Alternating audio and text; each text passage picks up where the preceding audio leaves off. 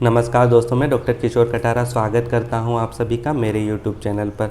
दोस्तों, अगर आप मेरे यूट्यूब चैनल पर नए हो और पहली बार मेरा वीडियो देख रहे हो तो प्लीज़ मेरे यूट्यूब चैनल को सब्सक्राइब कर दीजिए।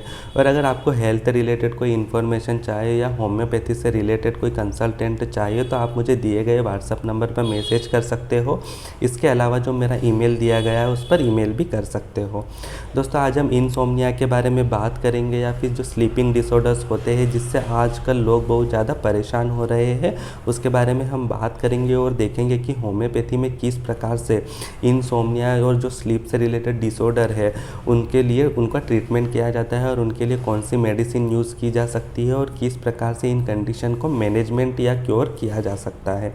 दोस्तों, इंसोम्निया उस कंडीशन को कहा जाता है अगर कोई पर्सन सोने जा रहा हो और उसे ठीक से नींद नहीं आ रही हो, उसे नींद लेने में काफ़ी ज़्यादा डिफ़िकल्टी हो रही हो, सोने में काफ़ी ज़्यादा डिफ़िकल्टी हो रही हो, या फिर जब वो सो जाता है और आधी रात में उसकी नींद खुल जाती है, बीच रात में उसकी नींद खुल जाती है, उसके बाद उसे नींद नहीं आती है, या उसके अलावा अगर वो सुबह उठता है तो उसकी नींद काफ़ी ज़्यादा जल्दी खुल जाती है, जैसे कि 4 बजे नींद खुल जाती है, 5 बजे नींद खुल जाती है और उठने के बाद में उसे बिल्कुल भी फ्रेश फील नहीं होता है, तो ऐसी कंडीशन को हम इंसोम्निया कहते हैं।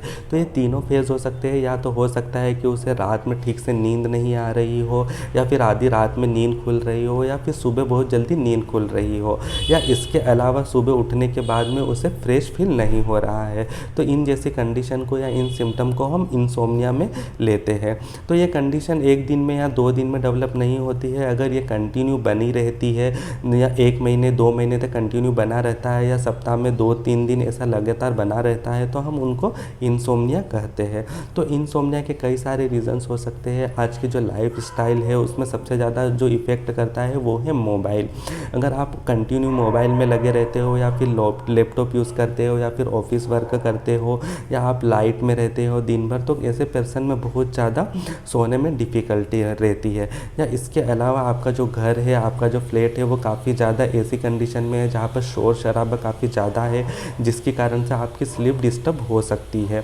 इसके अलावा टेंशन के कारण, एंजाइटी के कारण भी कई बार पर्सन को नींद नहीं आती है, या फिर कई बार ऐसा हो सकता है कि कोई ऐसी उसको लाइफ थ्रेटनिंग डिजीज़ हो जिसके कारण वो सो नहीं पा रहा हो, या काफ़ी ज़्यादा दर्द महसूस कर रहा है, या इसके अलावा जिस जगह पे उसे चोट लगी हो, या फिर कोई ऐसी बीमारी हो जिसके कारण उसे सोने में काफ़ी ज़्यादा डिफ़िकल्टी हो रही है। तो ये कई सारे रीज़न्स हो सकते हैं अपने इंसोम्निया के।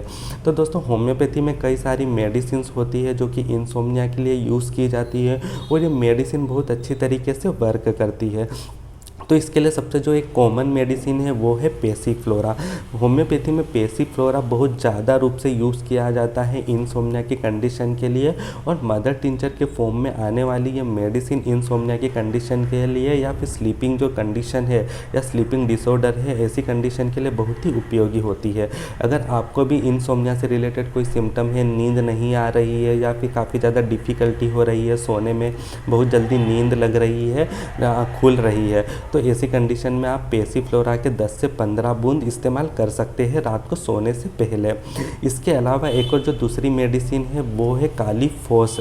कालीफॉस मेडिसिन को 6X में यूज़ किया जा सकता है। जो कालीफॉस मेडिसिन होती है, या आपका जो ब्रेन होता है या आपका जो दिमाग होता है उस पर वर्क करती है, और आपका जो दिमाग है जो काफ़ी ज़्यादा अशांत है, या फिर काफ़ी ज़्यादा ट्रबल कर रहा है, किसी चीज़ को लेकर काफ़ी ज़्यादा ओवर थिंक कर रहा है, तो ऐसी कंडीशन में आप पैसिफ्लोरा के साथ में कालीफॉस मेडिसिन का भी यूज़ कर सकते हैं। कालीफॉस मेडिसिन को 6X में लिया जा सकता है। सुबह दोपहर शाम में 4-4 मेडिसिन आप इसका इस्तेमाल कर सकते हैं। इसके अलावा एक और बहुत ही इंपॉर्टेंट मेडिसिन है होम्योपैथी में, उसका नाम है नक्स वोमिका। दोस्तों, नक्स वोमिका मेडिसिन भी इंसोम्निया के केसेस के लिए बहुत ही ज़्यादा उपयोगी होती है। अगर किसी व्यक्ति में इंसोम्निया की कंडीशन में पैसिफ्लोरा वर्क नहीं कर रही है, कालीफॉस वर्क नहीं कर रही है, तो ऐसी कंडीशन में उसे नक्स वोमिका का मदर टिंचर 1 से 2 बूंद, सिर्फ ध्यान रखना है कि 1 से 2 बूंद ही उसे 1 कप पानी में घोलकर रात को सोने से पहले लेना है। तो ऐसी कंडीशन में वो बहुत अच्छी तरीके से वर्क करती है, और ये तीनों ही मेडिसिन इंसोम्निया के लिए बहुत ही ज़्यादा उपयोगी और बहुत ही ज़्यादा लाभदायक है। इसके अलावा भी सिम्टमेटिक बेस पे या कॉन्स्टिट्यूशन के बेस पे होम्योपैथी में कई सारी मेडिसिन है जिसका इंसोम्निया में इस्तेमाल किया जाता है। दोस्तों, मेडिसिन के अलावा भी इंसोम्निया के लिए बहुत सारी चीज़ों को ध्यान में रखना पड़ता है स्लीप हाइजीन। स्लीप हाइजीन इससे कहते हैं जब आप सोने जा रहे हैं या आपको सोने के लिए किस प्रकार का एनवायरनमेंट चाहिए या किस प्रकार से आप अपनी स्लीप को प्रॉपर तरीके से मेंटेन कर सकते हैं, उसे हम स्लीप हाइजीन कहते हैं। तो स्लीप हाइजीन के लिए आपको बहुत ज़्यादा ज़रूरी है कि अगर आपको नींद आ रही है रात में तो आप तुरंत सोने के लिए चले जाए। आपका जो बिस्तर है वो काफ़ी ज़्यादा नीट और क्लीन होना चाहिए। सोने से पहले किसी भी प्रकार का टी या कॉफ़ी या फिर कोई भी कोल्ड ड्रिंक्स का सेवन नहीं करना चाहिए। सोने से पहले आपको कुछ भी नहीं खाना है। सोने से 3 से 4 घंटे पहले आपको खाना है।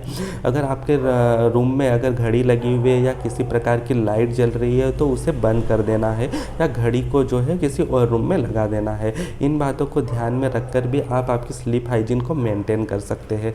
अगर आप सोने से पहले कोई योगा या मेडिटेशन करते हैं तो उन चीज़ों को भी अवॉइड करना है। शाम के टाइम में या इवनिंग के टाइम पे आपको उस योगा को या फिर मेडिटेशन को कर सकते हैं, लेकिन आपको ध्यान रखना है कि सोने से पहले आपको इन चीज़ों को बिल्कुल नहीं करना है। अगर आप सो रहे हो और आपको नींद नहीं लग रही है और आधा घंटा हो चुका है कि आपको नींद नहीं आ रही है तो आपको बिस्तर से उठ जाना है। तो ऐसे कुछ बातें हैं जो आपको ध्यान रखना है स्लीपिंग कंडीशन में या इंसोम्निया की कंडीशन में।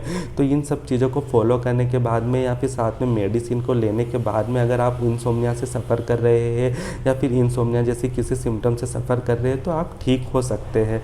होम्योपैथी में इस प्रकार की डिजीज़ जो रहती है इंसोम्निया या हाइपरसोम्निया या स्लीप से रिलेटेड कोई भी कंडीशन हो सकती है, उनका बहुत अच्छी तरीके से या प्रॉपर तरीके से ट्रीटमेंट दिया गया है। बस शर्त आपको ध्यान रखनी है कि किसी अच्छी प्रैक्टिशनर के पास आप जाए या जो रजिस्ट्रार डॉक्टर है उसके पास में आप होम्योपैथी कंसल्टेंट ले या फिर मेडिसिन को ले। अगर आपकी फैमिली में आपके परिवार में कोई बंदा ऐसा है जो रात में स्लीपिंग ट्रबल कर रहा है, इंसोम्निया से सफ़र कर रहा है, तब आपको किसी होम्योपैथी फिजिशियन के पास में या किसी डॉक्टर की सलाह के बाद में इन मेडिसिन को लिया जा सकता है।